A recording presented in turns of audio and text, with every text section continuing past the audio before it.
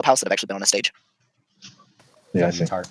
Yeah, I got monkeyboy approved in P&R. Is that how you guys met? Because he asked me for. I said, "Yo, why don't you come over to P&R?" They took it down. And I guess I don't know why.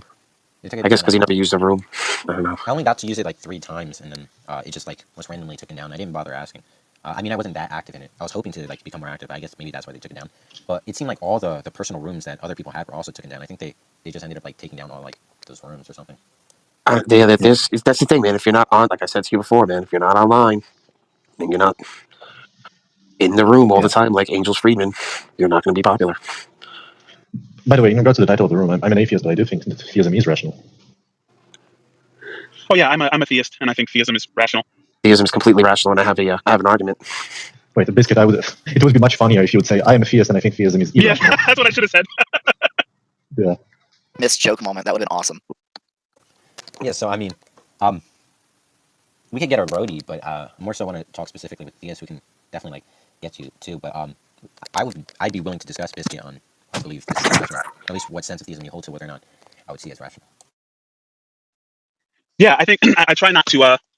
I try my best, at least, not to have private definitions of terms. So I think the most popular conception of theism would be like an omniscient, omnipotent, omnipresent, omnibenevolent, conscious creator of the universe. Yeah, I'm not going to make sense of how that would be rational to commit to.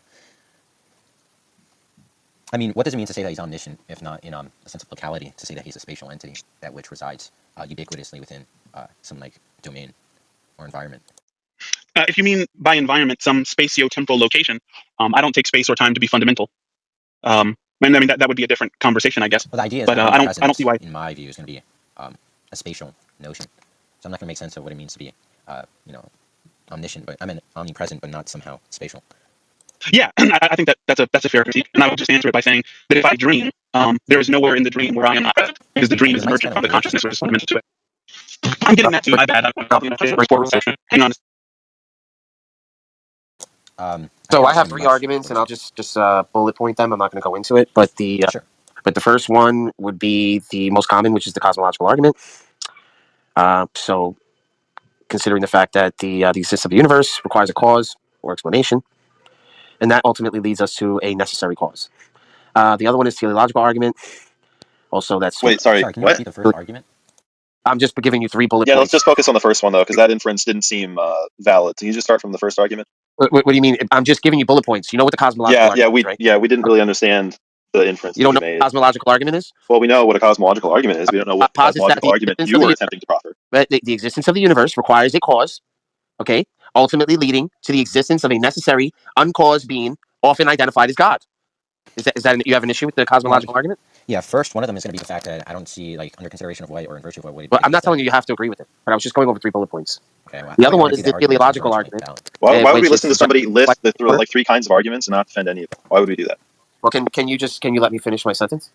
What's the point of just saying, well, there's the cosmological argument, the teleological argument, and the ontological argument? I love all these arguments. You could just say that, right? Now tell us which one of those arguments you want to defend. Yeah, Barth, it's best if we just go by like one argument at a time and you try and like defend against critiquing that. Okay, so all right, so we're gonna go. Well, you choose, because I can do any one of them. The teleological argument, the cosmological argument, or the moral argument. Which one do you want to go over? The first one you laid out was that cosmological argument. Yeah, sure. What do you want me to explain? Yeah, just lay out the argument again. You guys never heard of the cosmological argument? I mean, first of all, there's gonna be multiple interpretations in ways people utter. There's just not one argument called the cosmological argument. There's kinds of cosmological arguments. Cosmological arguments are a family of arguments. Yeah, that's going to be a categorical type of argumentation. This is what I'll do. All right. So I'm just going to basically lay out a general cosmological argument. Anything that begins to exist has a cause. The universe began to exist. Therefore, the universe has a cause. This cause may be uncaused and necessary. This cause is often identified as God. I mean, this is just basic stuff. Like you guys should know. First of all, the idea that whatever begins to exist. Because if you're going to critique the argument, you should be able to render the argument, correct? Yeah. Well, first of all, the first premise of that which begins to exist must be causal. I'm going to reject, right? There's not going to be logical inconsistency. Why wouldn't you? Well, there's nothing logically inconsistent with saying that something had a beginning non-causal. Nor the case that the beginning of the universe even is to be existent. I don't believe that the universe has, or I don't see any reason to lend credence to the idea that the universe has a beginning, nor that the beginning would even be causal. Okay, you have any evidence for that? Because it's just your entailments. You're just giving me your opinion. You're not really giving me. I'm just giving objections to the premises you laid out. Okay, so does the world work in this way? Like, are you saying something very esoteric, or do you think the world works in the way of saying I think the world. Everything that has a beginning exists has a cause.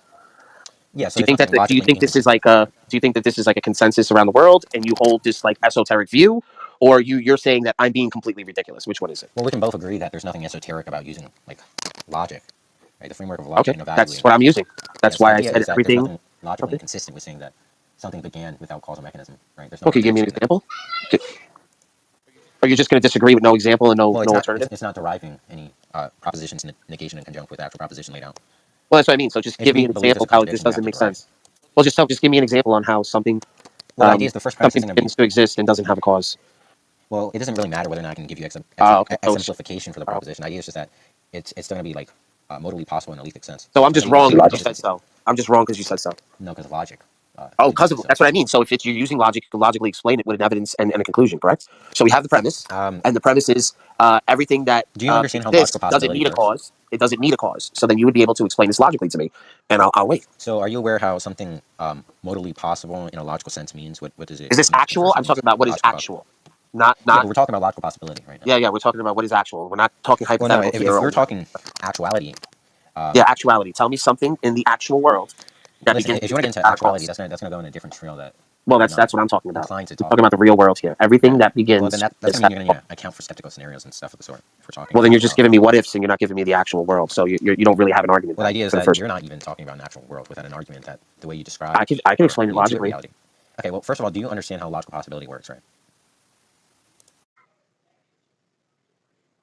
I'm not going to get into a semantical argument with you. What I'll tell you is that everything that begins to exist has a cause. So when I assert that, I'm talking about causality. Well, that's not going to. I'm talking about observation. Okay, we're applying the universe and the world around us, and because we have this observation along with causality, we have You're not going to let me talk. Well, the idea is that logic is an extension past the non-logical. Yeah, it doesn't cover all entities, so that's the reason why you're trapped in this word of logic, and you can't get out of it because you keep nothing asking me to give you a non-logical exemplar of some state of affairs that which it can be inferred to be logically consistent. But the idea is that that's not going to be relevant whether or not I can give demonstration of the logical possibility. It's just going to be. But you do realize I'm using logic here by saying that. Of it, not deriving. Well, I'm using logic here by saying that everything that has a beginning to exist has a cause. And the premise is based on principles of causality. Can you let me finish, bud? Is this all you're going to do is overtalk me? Because I'll leave. But it doesn't seem like you're appreciating what I objected to. You're not really no. You're just going over semantics. You're not really explaining anything. I'm giving you an explanation. So if you let me talk, can I talk now? Sure. If you let me. Can you give me at least give me like 20 seconds before you interrupt me? Sure. Okay. So the first premise, right, is based on the principle of causality, which is the fundamental concept of our understanding on how the world works. And I'm using logic. And you're going to tell me that's illogical? That's crazy. Observation is our daily experience and how we understand things through reason or cause, right? Applying this to the sciences, to the universe. Obviously, we're observing things, we're observing phenomenon, we're recording it, and that we know is true. And the last is it has explanatory power because we can use a scientific method and we can explain the things that we're observing in the universe, which is this causality. We can explain it. So the first premise that you disagreed with, that you said was illogical, everything that begins to exist has a cause. And I just explained to you with the evidence. And my conclusion is it is 100% logically sound. Thank you. Okay, well, I never actually asserted that it was illogical. What I said was it's going to be illogical for you to assent to the idea that it is of the manner that you declared universally that everything must somehow necessitate causal relation without showing the logical inconsistency, without the entailment or derivative of contradiction to make that. Wait a second. So I'm going to repeat the sentence you said. Also, it seems you said necessitate, because you said big words out there, and I didn't get anything from it. You said what necessitates from causality.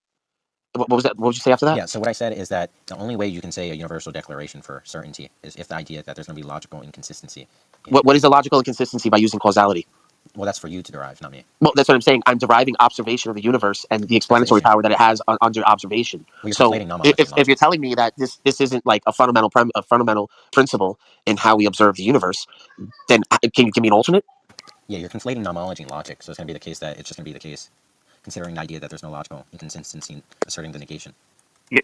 I'm sorry, but I'm speaking very clear. I'm not trying to be cryptic. And I'm just using normal words, obviously with a little bit of philosophy in there. And you told me to explain the first premise, which I feel like I have been. I explained that it's causality, can maybe the logical entailments are observations, and the phenomena that we're experiencing. Tim, he doesn't seem to be well grasping what I'm to be totally frank with you, Darth, I was like tuning out. Wasn't really going nowhere, so I'm sorry. Maybe Tart? maybe Doctorus is here, or Rob. You're always so rude to me, bro. I don't know why. What I've ever done to you, man. I don't know what I've ever done. I must have hurt your How am I feelings. being rude to you? I must have hurt your feelings one day, like really bad. Like you must be really hurt about something that happened a long time ago because you're really butthurt. Like you never get over it. But it's all good. I mean, I proved to you that this what I was saying to you is logically sound. So okay, let me just re-ask the questions for clarity. Is me saying that everything that which exists is without causal contingency going to somehow be logically inconsistent?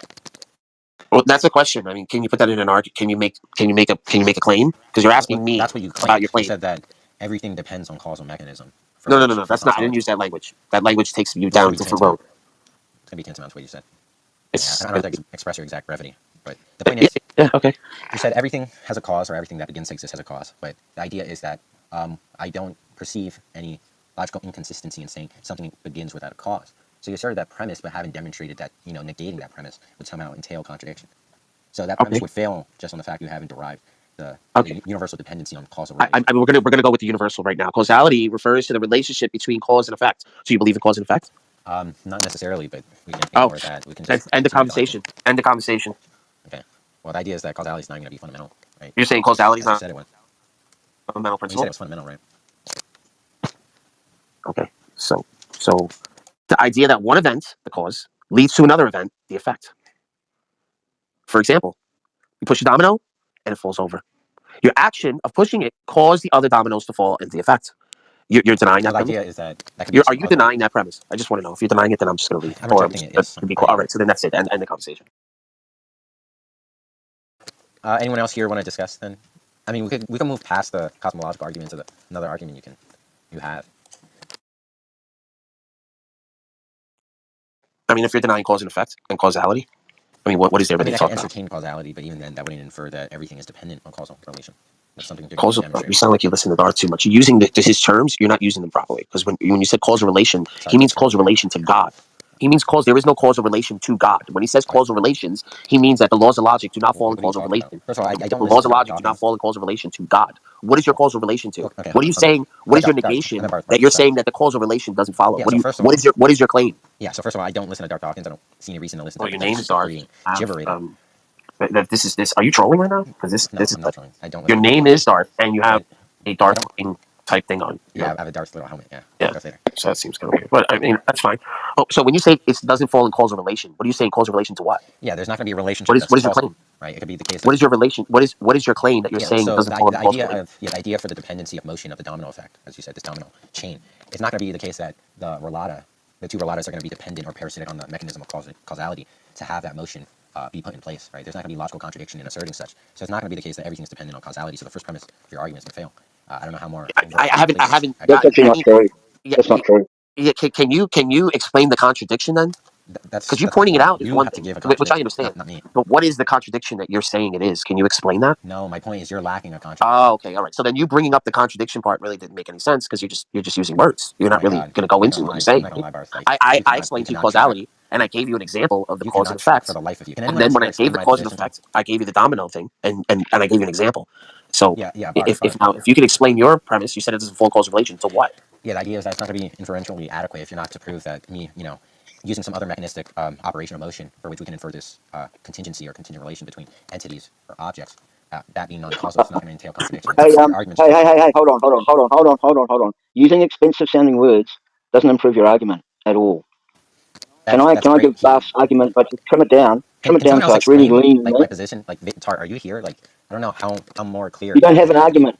You don't have an argument. That's your problem. That's the point. I'm making a critique of an argument. That's right. You're not making an argument to oppose Barth's argument. You don't need a critique. All I need to do is reject premises and see if they're sufficient and adequate. No, so when you're giving the critique and you say it doesn't fall in causal relation, what is it not falling in causal relation to? No. You have argument is depending on causality. It says everything that which begins to exist has causal dependency upon something else for which it can become of this. Which is true. Which is true. No, that's the definition. Listen. So then you have an esoteric understanding of causality then. No. What's the contradiction in me saying something begins without causality? No. You can't ask me what is there a contradiction? That's not an argument. You're asking me a question. Okay, so the premise fails. How does the premise? When you make a universal declaration of this is dependent on universal declaration. Only the universal declaration. Yes, when you say something is necessary in a modal sense that it's logical or lethic, you're gonna need to show that the derivation of the negation of that proposition is derivation of negation. Let me. Oh my God, you're like no. Forget it. This is just trolling. This is atheist trolling. 100%. What is No, can you're a someone troll. here? You have no argument except expensive sounding words. Would you like me to give This you is actually a vast common argument, but objection. stripped down to its This is actually a bare common necessity? objection against William Lane Craig's position that Darth is No, arguing. no, no. You've got nothing. You've got nothing. So first of all, why do Nothing. you keep appealing to the idea that I need an argument, right? Are you aware of an argument, what it is, and why you have an argument for why I'm Yeah, absolutely, absolutely. And my argument is straightforward. It doesn't involve expensive sounding words. It doesn't involve trolling. Well, I'm not like trolling. an I atheist. don't even know what you take to be the Yeah, you term are. trolling for which you consider You trolling. are. You are. Yeah. So Did you not know? Did you not know that nothing inside the universe, including the universe, has a self-explanation? Did you not know that? I don't think you know that either. Yeah, I do. I do. Okay, I do, because that's what science says. This is what science affirms. Great. And So you have an argument they can prove. the consensus. What's the argument? Yeah, what's the argument? Okay, I'll give you the argument. Just give me a sec. Okay. Back in 2003, the Board Guth for Lincoln Theorem discovered that there was extremely strong evidence that this universe is not eternal into the past, but has a past space-time boundary or a beginning. Just be quiet. Just be quiet. Just be quiet, son. Stop trolling. Stop trolling. What does it mean to troll? So according to the experts, be quiet, son. Stop your trolling. Listen. About 13.7 billion years ago, roughly. You're ironically a troll, little hypocrite. Yeah, I don't think. I mean, if Gavin doesn't know, I'm just going to inform you. This is a common objection against the cosmological argument, right? Especially the one rendered by William Lane Craig. So it's not like Darth isn't pulling this out of his ass. You'll hear it oftentimes when William Lane Craig debates his argument. He'll go, "Oh, I can't believe you're objecting to premise 1," but that's actually the objectionable premise. Most people will say, even if it's the case that the universe began to exist, that's not actually reason giving to think that it has a cause. There are things like, for instance, root facts or premise 2. Yeah, it's actually the more objectionable premise than premise 2. But William Lane Craig usually tries to pretend to be flabbergasted because, but in actual like the responses to it, that's the objectionable premise. Everyone's like, that's not actually a thing, right? Like that's not a reason to the universe. Go ahead, Brody. No, there are actually good philosophical. There are good arguments that supports premise 1. I mean, you can go through those if you want. It's just I was pointing out that this isn't something that Darth is just pulling out of his ass. It's actually the premise that a lot will object against. They'll say no, like there's not a reason to think. Like at least root facts are not contradictory, and so they're at least logically possible. So it's at least logically possible the universe is a root fact. Also, I don't know what was like so hard to apprehend of like the objection I raised, right? To Barth here too. Maybe you can explain it in a more like cogent manner. I don't know. It's like very clear. I don't know what more I can like say to make it more like evident what I'm trying to actually lay out. But the idea is that he said everything that which begins, depends on causality. So I'm just asking him if that modal sense of dependency on like causality is going to be logical, and if that is the case, you would have to demonstrate the contradiction entailed in rejecting that. Well, it cannot be logical for the basic reason that logical modality has to do with like what the intelligence of whatever axioms you have in the background. The problem with that is that whatever axioms or whatever inferences you have will never entail something that is semantic. And if it doesn't entail something that is semantic, it doesn't really matter what you will say. It has semantics. It wouldn't really be derivations of the axioms. And if that's the case, it will never be under like a logical modality. Okay, well then, what sense of modality would he be affirming when he says everyone exists depends on? Yeah, everyone will say it's a metaphysical modality, and it's like a known type of a way of talking about it. I've never heard anyone actually give what they think the parameters of metaphysical modality are. Like, is it distinct from like Aristotelian modality, like if let's say like logical modality? And if so, what are the parameters? Yeah, I can't make sense of any metaphysical modality. Well, you don't. I don't think you need to have some parameters to say there are metaphysical. There is such a thing as metaphysical modality. The usual argument. I agree. You don't need that. Yeah, I'm just asking if you say something is not metaphysically possible, you have a parameter that you think it's in violation of. So you don't have to have the exhaustive parameters, but you need to have a reason to think that it's violating a parameter. So that's what I'm asking for. The idea is well, two things. The first thing is that this argument argues that one of the parameters is the causal principle, that everything that begins to exist has a cause. Right? It's not like a parameter that conclude the causal principle. A causal principle is one of the parameters, and the question is whether or not you can argue whether or not it is included in metaphysical modality. If you already accept that there is such a thing, and there are reasons to accept it, and the primary, or not the primary, but the most common reason to accept the causal principle is probably through appealing to simplicity and appealing to some type of or maybe inductive principle, although inductive principles is much harder to argue for. So I'd probably say appealing to simplicity. What is that? Well, simplicity taken to be some type of a theoretical virtue, that if all else held equal, the simpler explanation is the better one. But simpler in this case just means something akin to positing less entities or less propositions or less relations. Wait, why would the causal principle be motivated by an appeal to simplicity?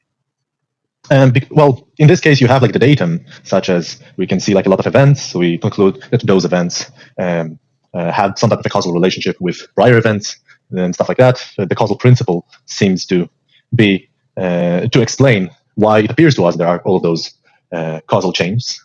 So if we just have the causal principle, we have the explanation towards stuff like one event preceding another event. Now there might be like other explanations, but the argument here, at least in literature, is that the causal principle will be the simplest one to talk about. The causal principle would be simple. That couldn't work because that's the causal principle is supposed to be some kind of law of thought, maybe, and no, simplicity would be a virtue. Yeah, like the principle of causation. You know, Leibniz or whoever would want to say that it's like intuitively obvious that something. Well, he used like the principle of sufficient reason, but like I'm talking specifically about the causal principle, and the idea here is that this is like yeah, but they're very similar ideas. That's the point. Like so, if the causal principle, yeah, you're putting an inductive causal argument then. No. I'm not using it. No. It's not inductive. I'm not saying we observed all of those things again and also had a cause. Right, that was abductive. That's correct. Yeah, but and so that's not the same. I mean, that's like sort of a weaker version of the argument. What? But I haven't heard an abductive like.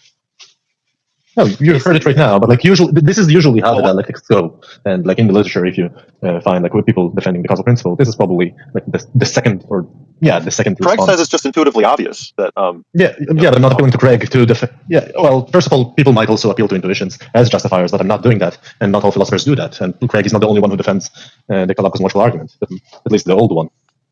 Yeah, I mean, I don't mind committing to saying like within the universe, there's some sort of like a causal principle. I'm not persuaded that it would apply to the universe, and I'm not sure that there's a really great reason to think so. What's the abductive case? I don't get, like you said simplicity, and then you said some stuff about simplicity, but I don't see how the causal principle is. It's not like it's the simple posits the fewest. Like, what do you mean by simplicity? You mean that it like makes the fewest posits like ontologically? Like, no, right. It's just, but it doesn't. No, it does. So, like for example, Tartarus gave.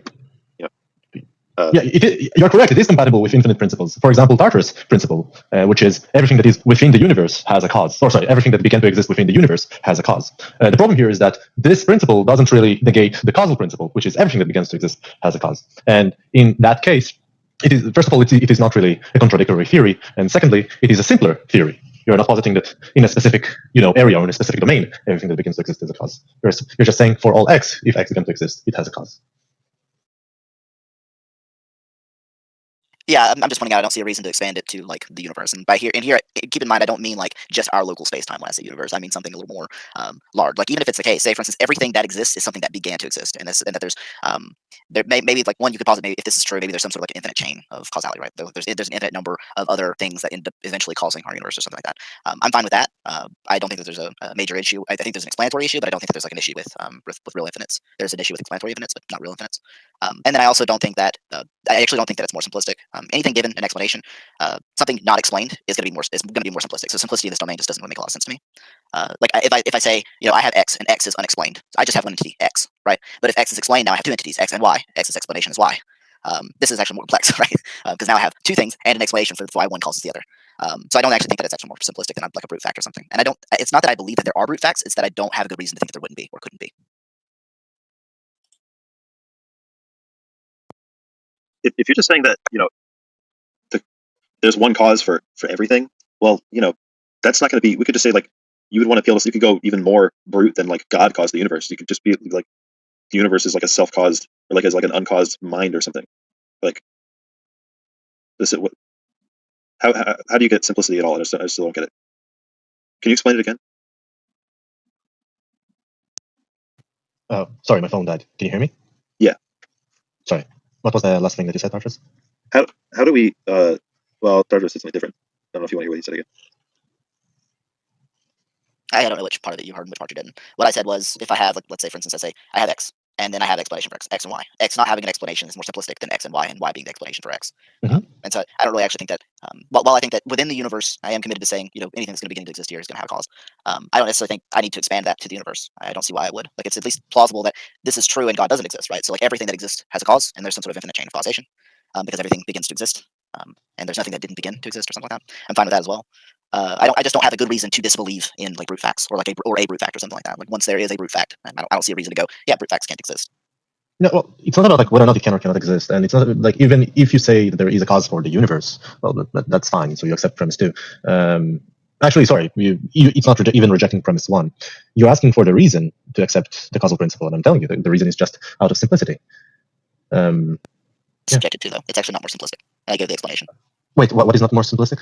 So- Because you said what is the explanation for x? The explanation for x is y. So x not being explained and y explaining x is more simplistic because you're not positing y. Yeah, so there's going to be a complexity to any kind of explanation. That not having an explanation is more simplistic. So I just reject that. That doesn't make sense. Like No, I have but at no. least three entities in any Doesn't look explanation: like- the explained entity, the thing explaining the entity, and the relationship that explains between the two entities. Yeah, It's X has more a complex than one entity, which is just an unexplained entity. Yeah, X does not have a cause. Is not like doesn't look like, or X has a cause doesn't look simpler than like X does not have a cause. Yeah. So the first thing is that it is more simplistic in the sense that I'm positing less propositions within the theory. Right. In your case, it's everything that began to exist within the universe has a cause, and the universe doesn't have a cause. Well, my theory is that everything that begins to exist has a cause. That's it. It explains like a minute amount of data. My theory is still better. I don't So see how it's you're not positing only less propositions. You gave mine is just that brute facts are possible, right? Like it's just that X has no explanation. This is just one proposition. Why am I positing more propositions than that? Well, it's not about explanation, it's about the causal principle. And the idea here is that it might be the case that there are brute facts, just not about things that begin to exist. And the idea is that, and I told you why you are positing more propositions. Because Yeah, I was asking you to cover that again because I don't think that you. I don't think. Yeah, no problem.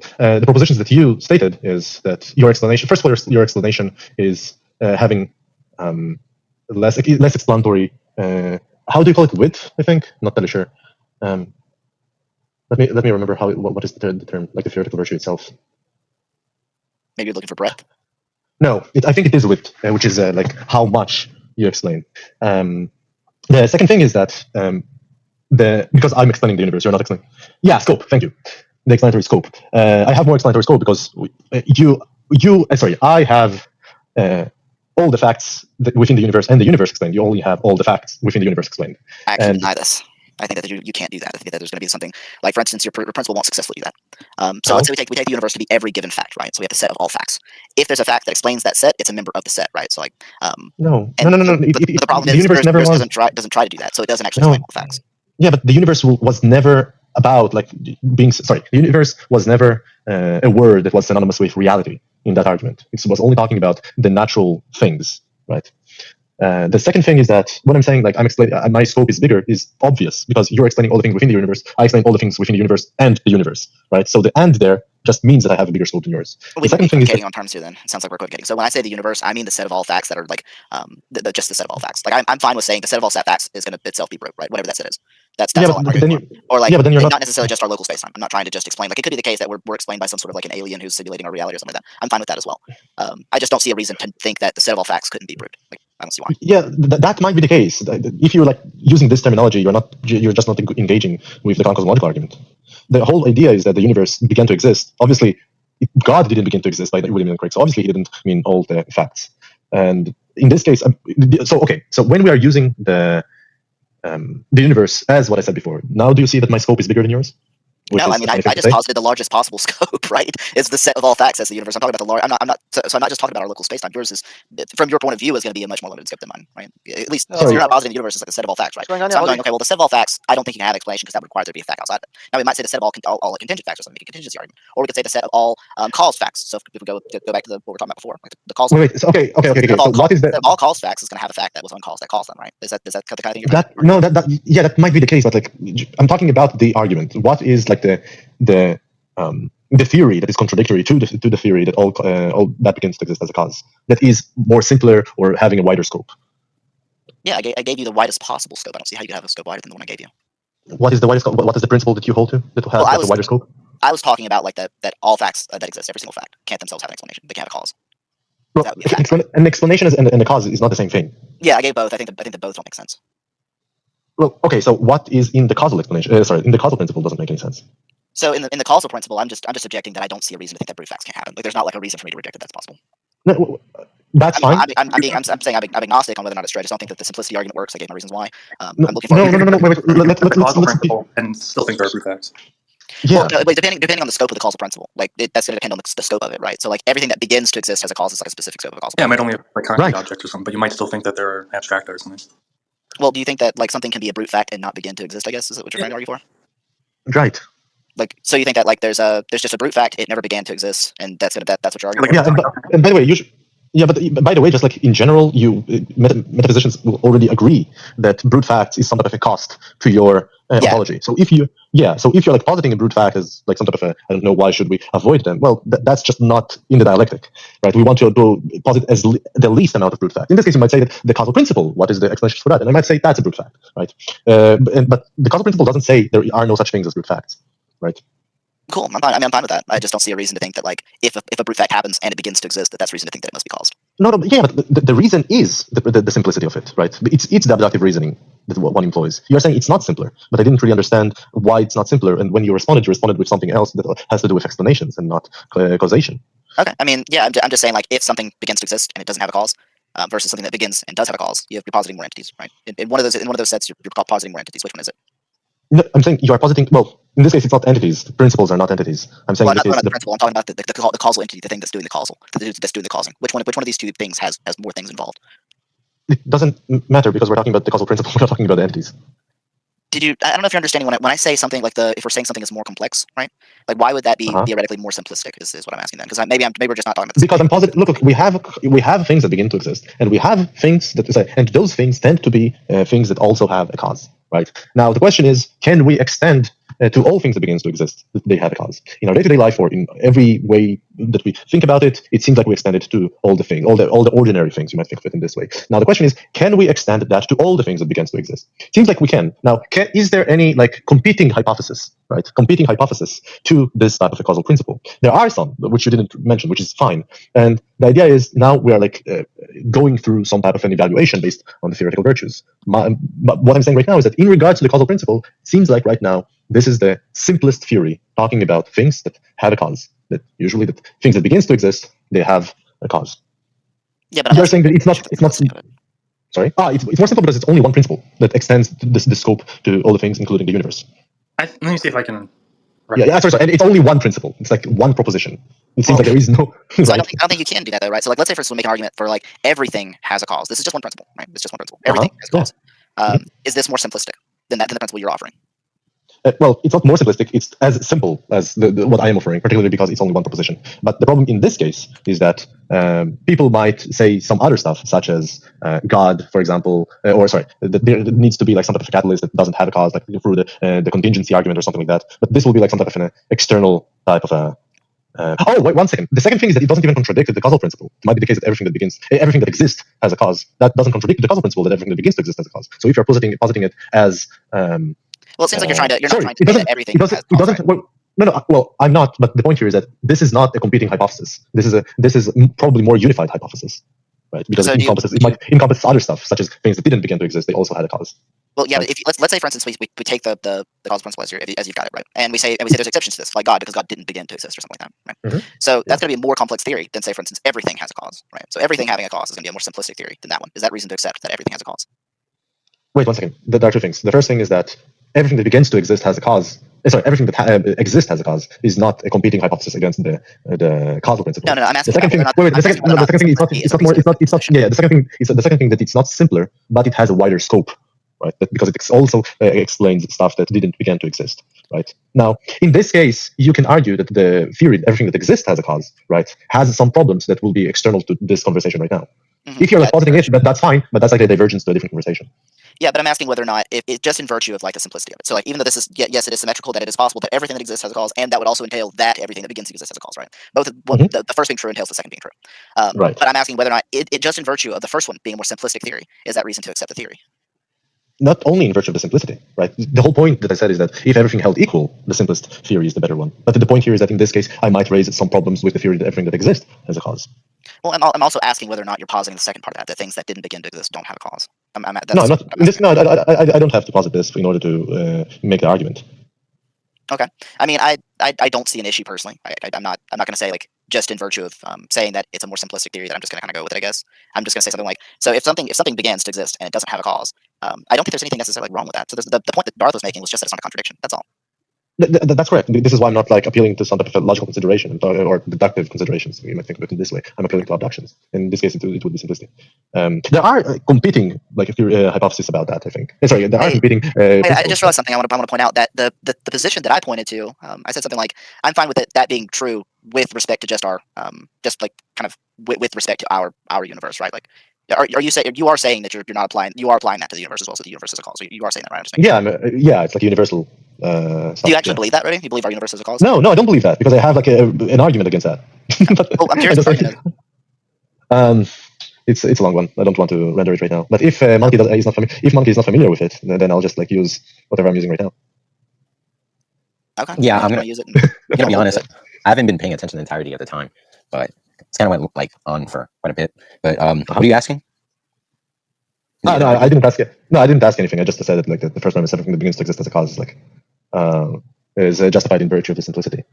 I was also going to point out that the one that I gave wasn't a competing theory. If it's the case that like that your theory is true, then my theory is true. So it's not necessarily like a competing theory. Well, the opposite. If your theory is true, my theory is true. If my theory is true, doesn't. Yeah.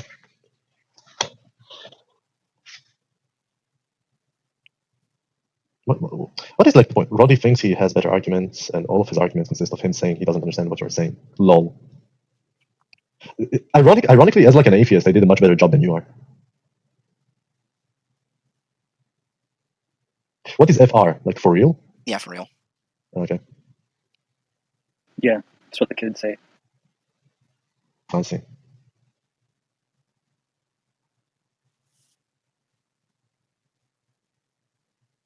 Yeah. Well, I think it went something like one of the ideas is that everything that began to exist has like a material cause, and the idea that it is some type of a negating like the causal principle as a whole, because in this case they want to conclude that the beginning of the universe is not material. But in this case, you have the same explanatory. You have less explanatory scope, but you have a better explanatory depth, and explanatory depth is preferable in this case, because there is only one fact that is not in the scope, but there are a lot of facts that have two principles applied to it. Sorry, I'm also working on something right now. I've been trying to multitask, and it's probably not the best place to do it, but that stuff's not going to get done.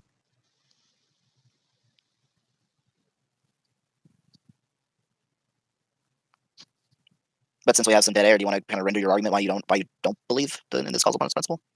Oh, I gave like a competing principle that is better in regards to theoretical virtues because it has it fares better in regards to explanatory depth, which is that everything that begins to exist has a material cause. In this case, the idea is that the scope is smaller because I'm not applying it to the universe itself. Because in this case, the entire argument rests on the idea that the universe wasn't created out of like previous material. So the scope is smaller, but the explanatory depth is stronger because you give like two principles that are consistent with all the facts that we're acquainted with. Are you a physicalist in like the strong sense, R0DI? Are you like agnostic on that, or what do you think? I don't remember if I talked about that. Agnostic on God? No. Are you a physicalist in like the sense that everything that exists is going to be a physical entity? I'll just like Hempel's dilemma. Yeah, that's what I was going to ask about. Is if you had a response to it. No, I don't really. Well, I have some type of response to it. One of the responses, well, the usual response is to say it's a false dilemma. That there are some ways to construct physicalism that are plausible and are not the perfect physics or the current physics. It's probably like taking some properties within the natural sciences and apply that. Which is, so, for example, physicalism posits that all the facts that exist are physical, and by that we just mean that all those facts are inquired through, for example, the third-person perspective, or that they are with like I don't know, like they. Let me think about how I'm saying that. Yeah, no, that's it.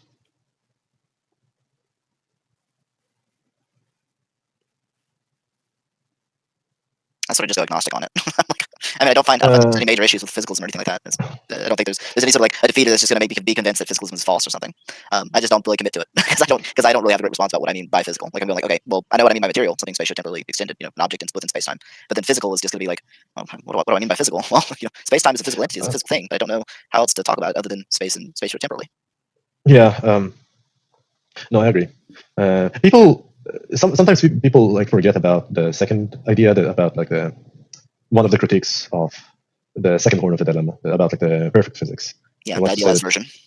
Yeah, the idealized. Yeah. Sorry. People forget the critique of the first horn, which is the current physics. They think that because we might change our theories, right? Sorry, it's much more probable that we will change our theories, that this is like false. But I think that like the bigger problems is that even if we were like totally correct about our current theories, it's positing that any additional theory that posits entities, those entities will not be physical. Yeah, I think that'd be problematic, right? Because we're pretty sure that like quantum mechanics isn't going to work with our theory of relativity. So it's like we have two choices. Either one of these two things or both of them is wrong, or it's going to be the case that there's going to be like some other theory that unifies them. Something like that. Like they could both be correct, and there could be some other thing, some non-physical thing that's unifying them. If we define our all of our physical, if that's like exhaustive of our physical theories or something like that. I don't know how to think about that though. I don't know. Wait, Venus, are you here? Yeah, what's going on? Do you remember the critiques against the causal principle? Well, I mean, like arguments against it. You mean? Well, yeah. I mean, two arguments are going to be one. It's going to be incompatible with indeterministic interpretations of quantum mechanics. The second one is that it's incompatible with libertarian free will. Those are going to be the type of critiques you can run against it. I remember Joe Schmidt once talked about how like there are also competing theories to the causal principle that have like better explanatory depth. They probably Like, are, but on top of my head, those are like two critiques you can run. But I mean, usually I don't like to argue against the causal principle. I like to. The burden of proof is upon the person running the column. So there's no argument. There's no argument for the principle. I mean, why can't one? Craig tries to give forward arguments, but they're horrendous. Yeah, why can't just like one appeal to simplicity? Sorry, what? Why can't one appeal to simplicity? It's just like if we have like all those facts. Because you can narrow down the principle, and the narrow version will be simpler. And what will be the narrow version? Yo, V? We've lost V. Come back! Sorry, I disconnected. A simpler version will be, for example, you could have something like everything that begins to exist in the observable part of the universe has a cause. And there isn't like a observation you could point out to for one. That's not going to be, that can only be explained by the standard causal principle, that can be explained by this narrower version that I just gave. But this narrow version is going to be simpler in the sense that it entails less things. Yeah, no, but this narrow version is not like a competing hypothesis to the causal principle, because if everything that begins to exist in the universe has a cause, I mean, like both the narrower version and the broader version, both of them could be true. But it could also be the case that the narrow version is true, but the broader version is false. But the point is all I'm saying is that there isn't some kind of an observation that the broader version could explain, that the narrow version could explain, and all one needs to be committed to be able to explain anything that the person trying to run the broader version would use as inductive evidence is now explained by the narrower version. No, that's correct. But in this, I'm not even sure if it is less simpler. It will be the scope that it appeals to. How the scope that it appeals to. There's like a million ways of understanding simplicity, but the narrower version will be simpler in the case that it entails less things. It's going to entail less things.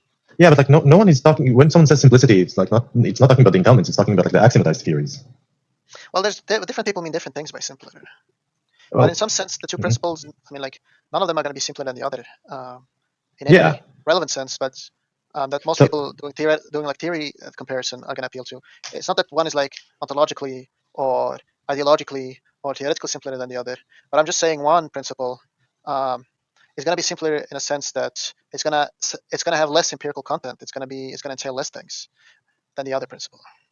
Yeah, but I'm saying in this case, like I'm not really sure, like why would one take a virtue of universal intelligence? Well, I mean, one virtue is going to be that it's going to have a high probability of being true. That's a virtue. No, that is a virtue, right? But the point here is that, well, there are two things. The first thing is that it's not, well, in this case, it's not really simpler. And the second thing is that the high probability of being true is... Of course it is simpler. It is simpler in the sense that it has less content. But that's probably not the type of simplicity you had in mind. But it is simpler in some sense. No. In the content, yeah. But it's simpler, not in like the relevant way. But the second thing is that that's correct. It has more probability of being false than the other theory. But in this case, you also have... It has a probability of being true, not false. High probability of being true. Yeah. High probability, I mean high probability of being true. Yeah. But the second thing is that one might say, yeah, that's correct. It has a lower probability of being true. But in this case, I will appeal like to other theoretical virtue. In this case, will be the scope, right? I'm having like a wider scope. Yeah, but no, wider scope is not a virtue. The point. Why not? I'll explain. Like if we have phenomena that we've observed, like observation 1, observation 2, observation 3, observation 4, and one theory explains observation 1, 2, 3, and another theory explains observation 1, 2, 3, 4, then the scope is a theoretical virtue. But in this case, I'm saying there isn't some kind of observation that is explained by the broader version that is not explained by the narrower version, because all we could see, all the observations that we have, are the observations in the observable part of the universe. And so in this case, the datum of observations is fully exhausted by both principles. So it's not, we don't have some kind of observations that are not explained by the narrower principle. So it's not going to be better in terms of scope. Well, there are two things. The first thing is that it does, right? Because in this case, we have like the beginning of the universe. You can say that, well, but we don't really have it as a datum. That's something It's that not a datum. caused the universe. Yeah, like the virtue is only with respect to the datum that you have. Wait, why is that the case? Because you don't know if the things that you don't have in datum, you don't know if they're true or not. For example, no, wait, one second. Before I understand, like the point itself, that we're like only talking about the scope if it is part of the datum. That's and correct. The beginning, the cause of the universe is not part of the datum. The idea is why would we just extend it to the part of the datum that we have, and not like, for example, because you don't know if that other stuff is true or not. For example, if one says everything that begins to exist as a cause, and the other one says everything within the observable part of the universe that begins to exist as a cause, we don't know if it's true that something outside of the observable part of the universe that begins to exist has a cause. We don't know if that's true or not. So you can't say, well, this other principle, if that was true, would also explain it. You don't get points on things that you don't know if they're true or not. No, I understand that, but like, right. What is the point, for example, in positing like predictive power or predictive explanation, if it is not something about things that we already observed? Predictive power is a virtue because there's more ways of testing it. But the point is, in this case, the broader principle doesn't give you more ways to test it than the narrower principle, because you can't go outside of the observable part of the universe to test those other predictions. No, I'm not asking. No, I'm not asking that. Well, I'm asking like, why would the fact that one of the principles doesn't? Sorry, let me think about how I'm wording it.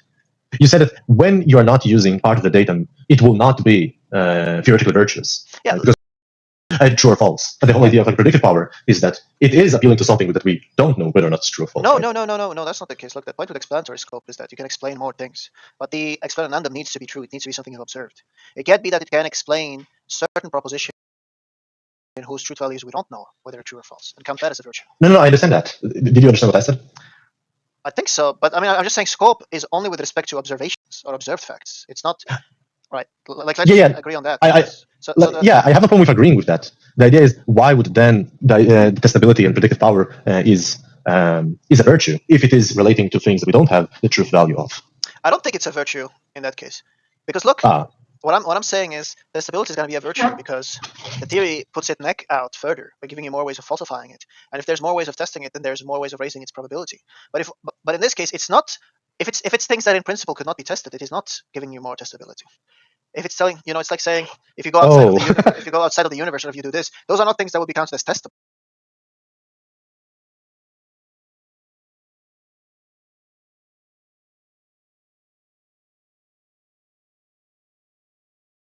It might have more entailments, but it does not have more quote-unquote testable predictions. And I won't take testable predictions to be the virtuous types of entailments of a theory. Yeah, well, in this case, it will be akin to, it's like some type of combination of predictive power and fruitfulness for further investigation. I'm just saying it has none of that in this case. No, I know that there is none of that. I'm asking probably a more principled question, which is, if we're taking the scope, or if the idea of the scope is off the facts that we have as the datum, right? Why would we assume that the predictive power, not in this case, just in any case, is a theoretical virtue if it is relating to things that we don't really have a truth value of? Oh, but I don't think it's a virtue. That's what I'm saying. No, you said it's not a virtue in this case. Why isn't? I'm asking, and you said it's not a virtue in this case because we don't have the testability, right? The question is, why is it a virtue in the sciences, for example? What, testability? Yeah. I take it to be a virtue because it means that the theory has more empirical content. Well, in both cases you have more empirical content. I don't think so. No, I think if all the entailments in this case are empirically, not empirically. Sorry. My mistake. No. I slipped up. It has more content, not empirical content. So you are saying I take what tracks the virtue is the degree, the amount of empirical content. That's what's virtuous about it. Oh, so it's only the content, not the empirical content. Empirical content. That's correct. The opposite. Sorry, the thing that we're like. Yeah, I think I need to think about it. I don't think that there is a reason to believe that. What value is more content? Why would anybody care about that? You can always just load up into a theory more content that's not going to have any difference to experience. Why would people want to seek that out? There is no difference to experience. I could just load up that there's undetectable fairies and all kinds of things into your theory and increase its content. Why would anybody think that's interesting? Well, it's not about whether or not it is interesting. It's whether or not it is theoretical virtuous, or maybe you are making them synonymous. What we want is as much empirical content as possible and as little of anything else as possible. That's what we're seeking with theories. Yeah, I always struggled about to talk about, to justify why predictive or testability is a virtue. I think usually it's some type of it might be some type of an entailment of just having a model within the theory, and that might make it more simpler and stuff like that. But I still didn't really have a very concrete thought about it. Yeah, that's a fair point. Yeah.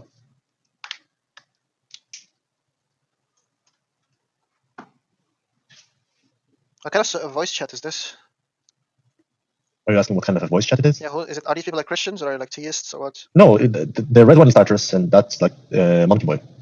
I don't know who these people are. Tartarus is from Discord. I think you do know him. Monkeyboy, I'm not really sure. He's I probably see. also from Discord, but I never encountered him in Discord. He had like some debates with Darth. Oh, I see. They're Dawkins. Yeah.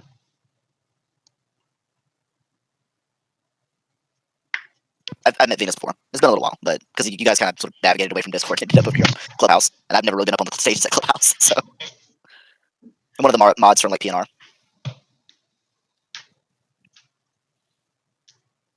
We don't have any theists apparently. Are there any theists in the crowd that want to talk? Doesn't seem Just so. all of them left. Any booty? Any booty at all? Yeah, it's Darth stage, so I'm gonna head out here in a little bit because I'm getting sleepy. My nap time is coming in hard. Yeah, same. Probably gonna drop out in a bit. All right. Well, Yeah. It's good seeing you around, R0DI. I'll probably be back on monkeyboy's stage more often, I think, just to hang out, see what's going on. Yeah, absolutely, man. Oh, before we go though, R0DI, you should take the time to come and talk with some of the philosophers I talk to, because I spend a lot of time talking with, like, I do AMAs with them and stuff. You should come talk to them. Is it on Discord? So the interviews I usually stream somewhere on Discord, and then you can like call in. It's on a program. We stream onto YouTube, onto let's see here, what else? Rumble. My brain is really slowing down. Facebook, Twitter. It's all through. Do you remember like the whole Sam Harris, Jordan Peterson debate thing in Vancouver, like back 2016 or whatever? Do you remember that whole thing? Yeah. The guy who set that up, Travis Pangburn, he's the one who sets up the interviews for me. So I just do the interviews for them. So I just sit there and talk with these guys. You should go talk to them. They're fun. They're interesting. I talk to like Castrop, Humor, Stephen Hicks, a bunch of people. That's cool. Wait. What was your interview Humor recorded? Yeah, it's online. It's somewhere. I think it's on YouTube. Where can I watch it? On YouTube? Yeah, I think it's on YouTube. If I remember right. Like Tartarus interview Humor, like. I'll find it for you and send it to you. I can't remember where. I'm all over the place at this point. Like some of the interviews are on the Pangburn main page. Some of them are on other places. So I'll dig and find the Humor one for you if you want. No, thank you, man. Yeah, I'll send it over. Is the Marco that's in the crowd? Is that Marco from Discord, or is that a different Marco? Yeah, that's Marco from Discord. Yeah. Bring up Marco and Sully. I love Sully. I want them to get on stage. And I can't even get my mod powers to work. I can't do anything. I think I invited him a bit earlier. I really want to ask Sully about the Fuller's argument, how he understands it and what his critique against it.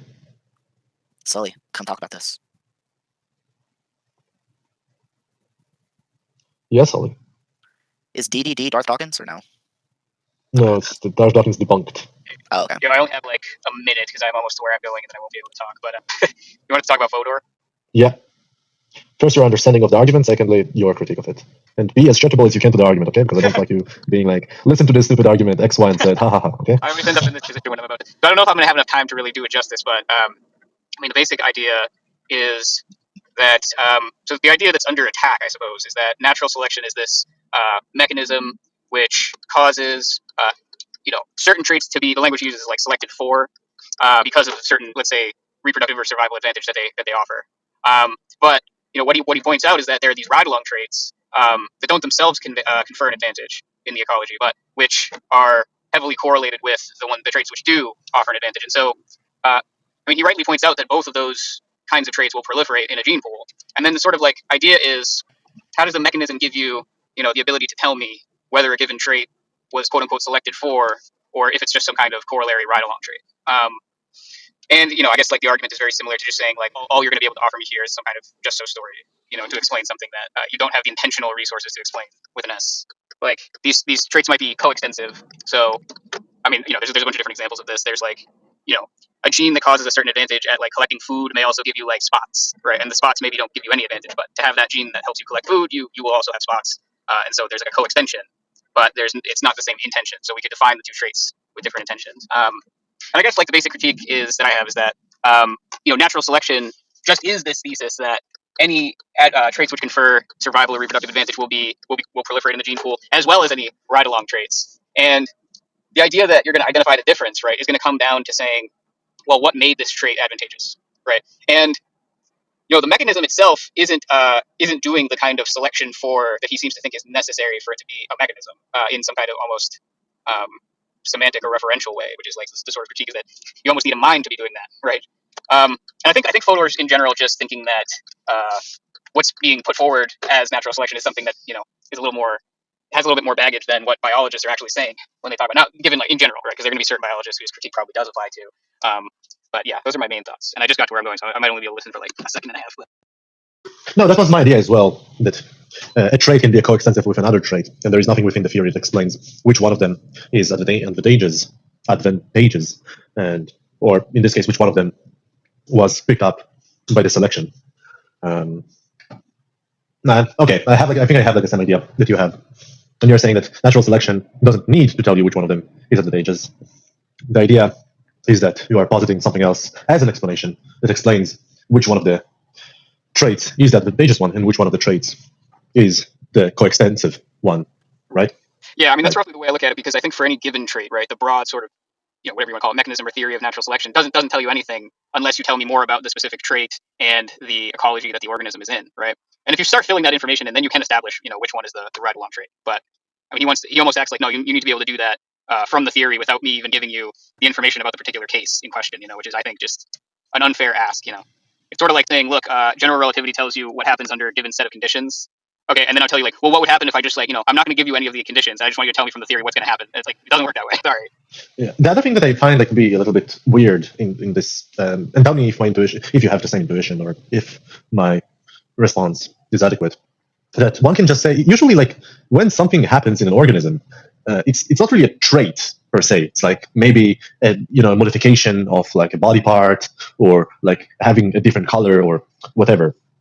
In this case, this modification can introduce, for example, a lot of traits. Just as an example, maybe you have a gene that made your heart bigger. In this case, the heart bigger entails also that, well, your heart is bigger, and also maybe that the pump is stronger and your bloodstream is faster, and so on and so forth. So you have like a modification that introduced like a lot of traits. And what natural selection speaks up is like this cluster of traits, that it has like this calculation of, let's see how much of those traits are advantageous, let's see how much of those traits are not advantageous. And when you have like this big calculation, right? Let's say the calculation being positive, then it selects for the cluster of traits, not any particular trait. Does that make sense? Yeah, I think that's basically the way I look at it. I do got to jump off though, but if you're on later, I'm happy to keep talking about it. Yeah, no, absolutely. All right, man, peace. Peace.